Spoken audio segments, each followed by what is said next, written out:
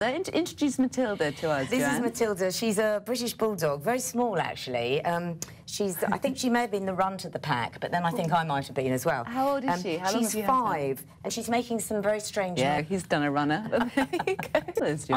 Do you know, to be quite honest, I'm amazed it's taken this long to come out, because anyone... Heard this before, but you must have come across this in your time. Absolutely, and as an agony aunt, you'd think, I hear about love triangles all the time, about the stats, and underlying that there are a lot of unhappy partners who think, but she puts her pet first.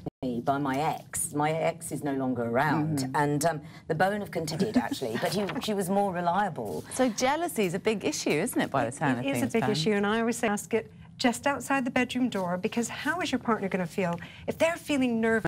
From our viewers who are all animal lovers. Pamela Davis says, animals never judge, all you get is unconditional love. Alan, Matt says, if my wife had to choose between shooting our dog or me, I'd have to run faster than my legs could carry me. You have to feel sorry for the guys here, don't you? But it's so...